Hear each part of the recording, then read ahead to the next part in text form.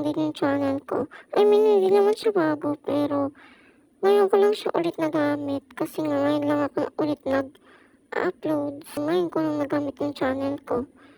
At ayan, balik tayo dito. Ngayon, naglaro ako ng Roblox. Naglalaro tayo sa Slap Tower. Ayan, so may mga kasama naman ako. So, shoutout sa mga nakalaro ko kanina. Dahil napakasaya nilang kasama, guys.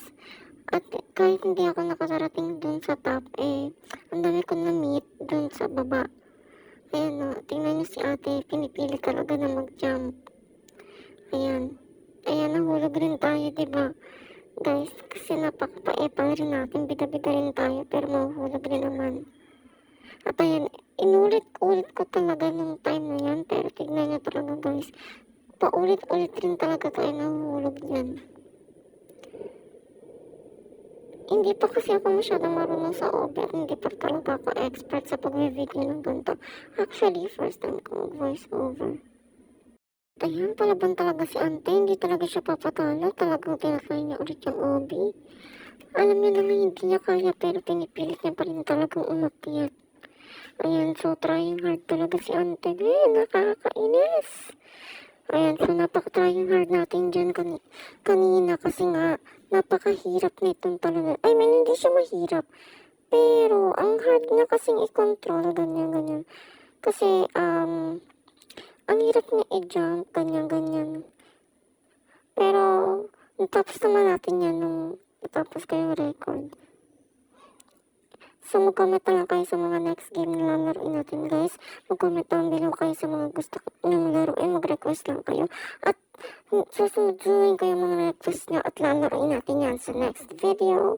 Magkita-kita ulit tayo sa next video, guys, ha? At sana mag-subscribe po kayo sa aking YouTube channel dahil bago pa lang po ako dito. Sa mga viewers ko, mag-subscribe po kayo and keep supporting to my channel. At ayan, ante, hindi ka pa rin talaga nakakaalis dyan, nakakainis ka talaga ng tao ka. Huwag na kasi itry, be, mag-live ka na lang, nanggigigil ako sa'yo.